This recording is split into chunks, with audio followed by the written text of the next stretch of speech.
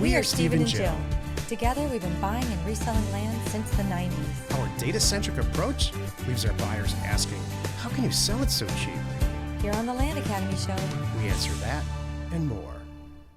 Steve and Jill here. Hey. Welcome to the Land Academy Show, entertaining land investment talk. I'm Steve and Jack Butella. And I'm Jill DeWitt, come to you from sizzling Scottsdale, Arizona.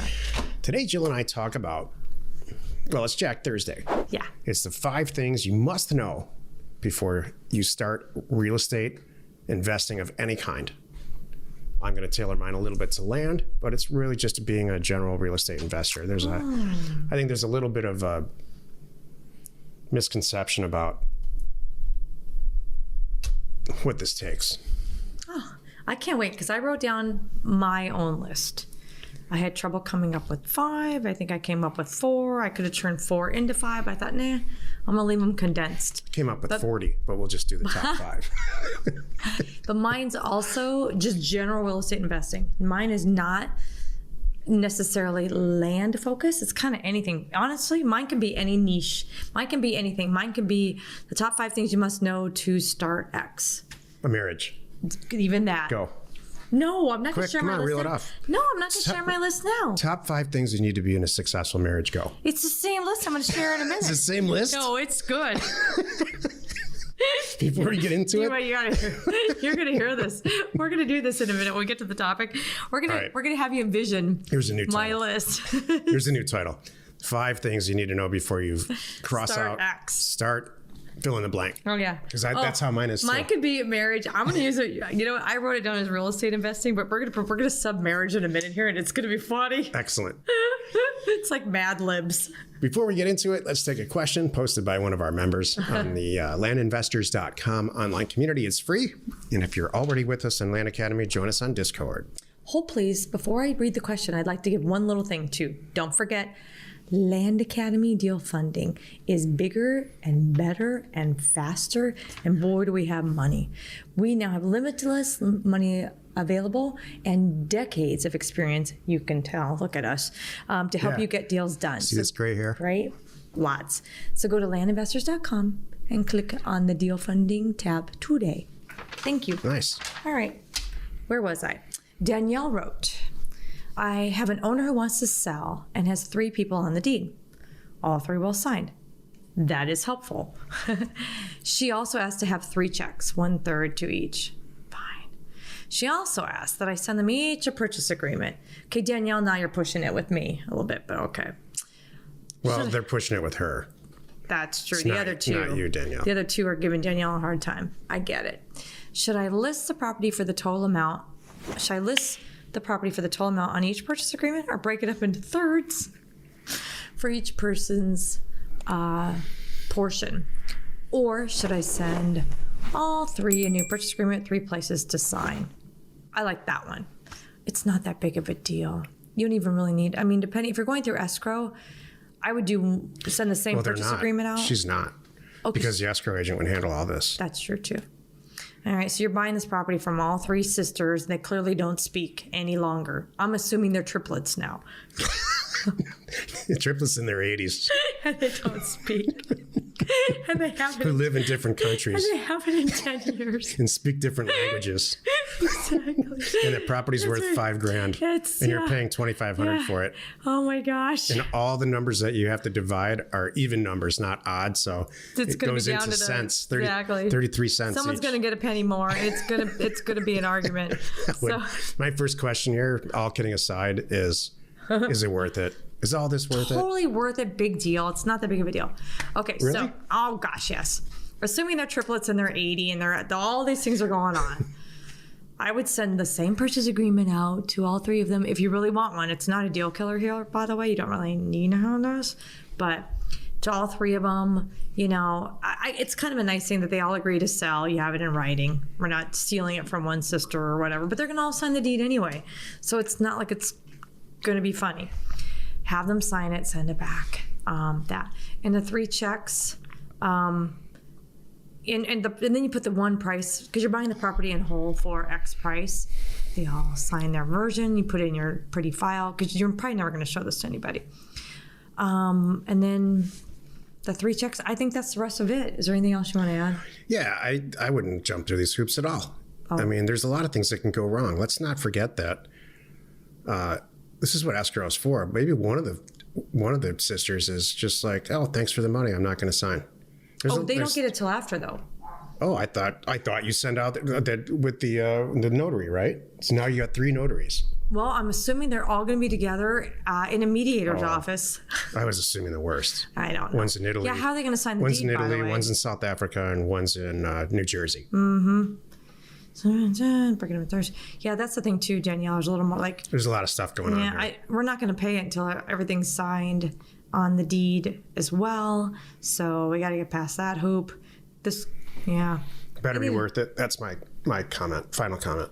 You might want to. You know what, Danielle? If there's enough skin in it, let escrow tell them how it's going to go. If they're going to instead of them telling you how it's going to go, You're my girl. it might be worth it to say, I'm going to pay the $1,200 or whatever it is. Have escrow tell you how it's going to go, and then you all can argue with amongst yourselves.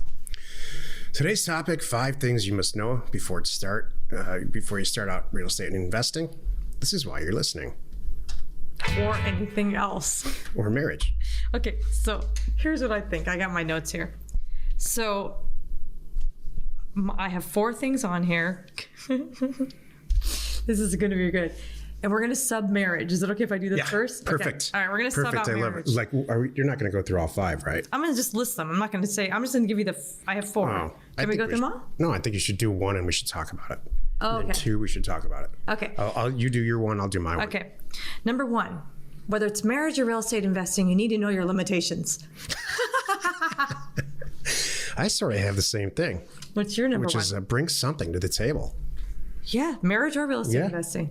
Here's some examples in real estate, and you decide if it applies to marriage too. There's all kinds of things you can bring to the table in either one of those situations. For real estate investing, you might be bringing a tremendous amount of money and a lack of interest in actually learning to do anything. I just want to fund other people's deals. Great, come on in, you're welcome. Or you might be bringing the exact opposite, an incredible amount and desire and lust to make a ton of money and do well for yourself and your family, but you don't have any money. That's okay. We'll match you up with the money guy. But bring something to the table. You might be a data nerd. Here's where, a great knowledge of data. Yeah, it's a good thing. Here's what won't work. If you bring nothing to the table and you sit there and you say, well, you guys need to teach me how to do it. Mm-hmm. Feed me. I'm not going to take responsibility Make my for phone this. ring. Yeah, I mean, I'm not. That's why I paid you. I paid you for this education. I'm not going to take responsibility for being successful. That's your job. That's not going to work in a marriage or in real estate investing. Can you imagine telling your spouse, well, I'm here. We walk down the aisle. Yeah. Bring it. Good luck on making this marriage successful. I'm just going to stand. I'll be over on the couch. I'll stand over here. What's for dinner? I'm on the couch and what's for dinner? Oh my gosh. Okay. Hope you like McDonald's. Yeah. That's what, there we go. I hope you like an inner city dumpy little apartment in McDonald's because I ain't going to work. Oh my gosh. All right. Number 2, whether it's real estate investing or marriage, I put what you need to know, what motivates you to push past those obstacles. It's good, Joe. Thank you. I really took a step back. I'm trying to think. There's one thing to know about, to be ahead of the game and know what I want to do and know my niche and all that stuff. This is before you're even going to do that. I want to be a real estate investor. I need to really think about this. You know what? Part of this came from this talk that we had this morning with someone in our world who has become a really good broker, but he's at a turning point in his career, basically. And he came to us and it turned into parenting advice. Seriously. Yes, it did, actually. It really turned into It really that. did. And, and talking to him about, you don't need us. You just need to make a decision on what you want to do, kind of thing. So you need to know, so I looked at it like that. Before you start anything, you got to know what motivates you. There's going to be obstacles. Things are going to come up. Things are going to break. Are you going to throw your computer across the room and say, I can't do this and just walk away? No. So you got to figure all that out. What's your second one? along those lines, if you're a broker or an agent and you're listening to this show, congratulations, you're special, because you don't want to be a broker for the rest of your life. You want to be an owner. Mm-hmm. What motivates you from being a successful broker to a successful owner? As an owner, you make your own decisions. Do I want to buy this property? Yes or no? Mm-hmm. Do I want, versus I got this property. Hey, client, do you want to buy this property? Yes or no? And you know what their answer is going to be? I'll tell you right now. I don't know, maybe. Why? Well, when will you know? Because the seller's waiting for an answer. I'll check with my boss. Yeah. And this goes on for months and months, and you never have control of the deal, mm-hmm. and you lose a ton of really good transactions because you didn't step up and be an owner and say, you know what? I'm going to call Jack and Jill. They have a bunch of money, mm-hmm. and I'll be partners with them and own it. And so there's the vast majority of brokers and agents I've ever met can't make that transition mentally. Mm-hmm. My number 2 is what you need to know to get into this industry or to have a successful marriage. It's not fast. It's not fun. It's not easy. It's not going to be simple or short. It's a lot of work. It takes a lot of patience. If you expect all those things with the marriage, it won't be short. It will be short, I should say. It will be short. The last thing you want is your divorce longer than your marriage. You know what the most amazing and unique thing is about Jill is being in a relationship with Jill is that she needs fun. Like she needs oxygen. That's true. She needs to go on vacations, take RV trips. Tomorrow morning, really early, we're going to go to California for 5 days, stay in our beach house. She's in the best mood I've seen her in a month. Thanks. She needs to have a blast. So I do. The second one doesn't apply to you. Okay. You need to have a blast. And so do I. I know you do too. Thank you. All right. So number 3 for me, the 5 things you must know before you start your real estate investment career basically is what niche you're going to go after first, because I need you to stay focused. What man are you going to But seriously, do you believe? Okay, go ahead. You need to pick a niche. You can't zero in like, I'm going to be a real estate investor and I'm just going to take the first thing that comes to me. Oh gosh. You need to do some research and really have it figured out what you're going for. Things will change. It's like going into college. You got to pick a degree. And you might get in there and go find out it sucks. But you know what?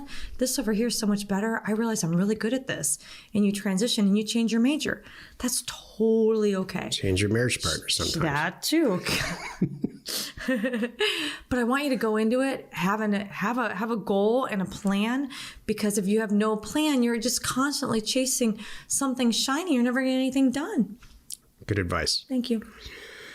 My number 3 is you need to go into this knowing and understand which one you are. You're either a Jack or a Jill. In very, very rare cases, and I fall into this rare case, I can be both, but I can't stand being a Jill. And she loves it.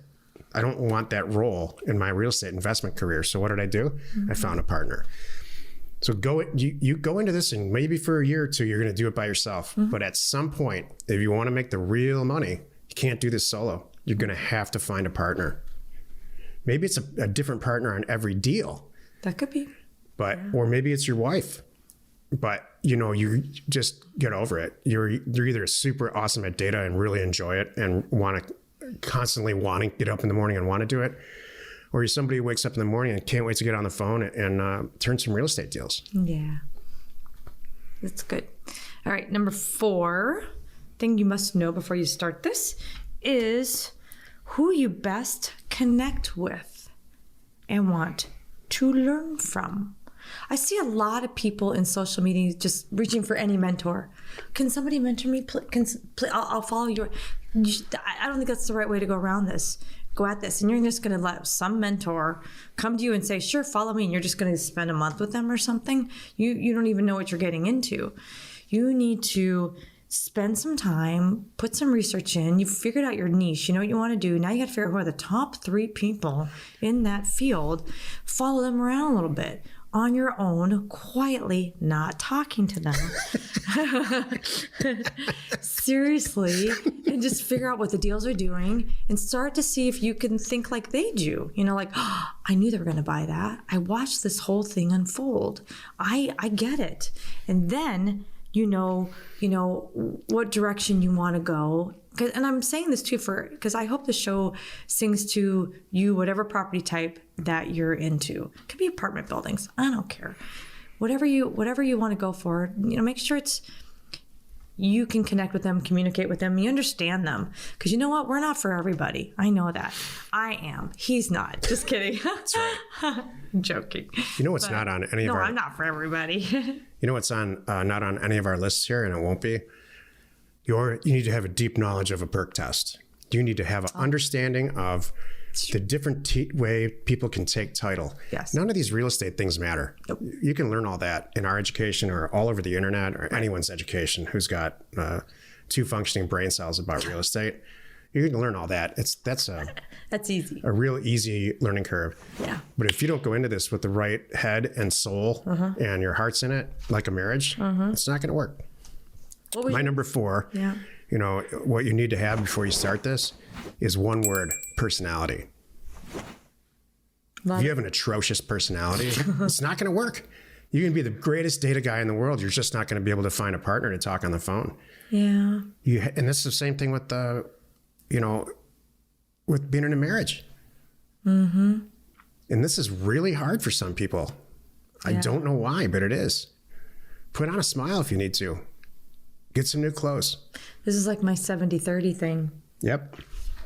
Mm-hmm. We'll share that later. It's the same thing. What's your number 5? I think I covered mine in 4. That or I ran my out number of time 5 on my is test. what you really need, and this is that separates the advanced group from. This is what there are people that are making $50,000, $60,000, $80,000 a month, chugging along, doing great, and there are people that make $500,000 a month or $5 million a month, and we have all of those in our group. There are people in our group that make way more money than us, and here's what they have: an imagination. And I think what goes on with an imagination in most cases is a sense of humor. Like, ha ha. I mean, a very good friend of mine came to me recently, a lifelong friend. And she said, I have this great idea to start this company, and I know that you guys are pretty successful, and I'd love to run it by you. When can I buy you a drink? And I said, absolutely. Your name's Karen. And I said, but before we do this, I just need you to know this, that no one can turn $1 into 50 cents like I can faster. And so all this success that we have is only because these are the companies that are left. I don't talk about all the failures that Jill and I have had, all the company failures that I had long before I met Jill. And so I'm not sure I'm the best person to give you guidance, but because I'll tell you this for sure. You're going to fail at 15 of these things before you get one good real one where you can quit your job. So, True. And that's just how it is. Hopefully you don't fail at 15 marriages before you find the right one. But if you can't go through that without a sense of humor and say, wow, we lost a ton of money on that deal. Well, let's get back in the saddle. Yeah. It doesn't happen to Jill and I too much anymore, because we're old enough and have wisdom enough to not veer too far from what we actually really know. Right. But even last year, we had some epic financial failures. We catch each other. They didn't involve real. Yeah. It wasn't this. It wasn't real estate. Wasn't related. this stuff at all. We veered outside of our niche, if you will, and then we realized that was not the niche for us. But we had fun. I'm going to flat out say this: Land Academy, and actually buying and selling land was the result of my creativity. No one was doing this. No one said, I dreamt it up one day. It's I'm not giving you a hug because I'm so happy. Look where we are because of you. Look where we are. Not just me, not we. So we'll leave it at that. Thank you. I didn't mean to. I love it. Thank you very much. I'm not bragging. You need to be creative. Yeah. Happy you could join us today. 5 days a week. You can find us right here on the Land Academy Show. Tomorrow, for us, fortunately, it's Jill Friday. Where do I start in land investing? You are not alone in your real estate ambition. That's great, Jack and Jill. You guys are great. Thanks very much. But this is all too much for me to take in. Where do I start? What's the first step? Jill's going to tell us. Okay. Need to send out a few thousand offers to property owners like us? Check out offers2owners.com. It's offers, the number 2, and owners.com. No setup fees, free mail merge, and exceptional customer service. We should know it's our company. Give Offers to Owners a call today. We're Steve and Jill. Information And inspiration to buy undervalued property. You almost said Jack and Jill. I've done that too. You know, how many times do I have to say it before I don't stumble on it? I know. Well, apparently more than 1,501. We hope you find our content valuable and we appreciate your support. If you have not already, please check out our channel and hit the subscribe button. And your comments and suggestions help us to create the content you're here for. Hitting the like button helps to support our channel's algorithm and gauge your interest for future shows.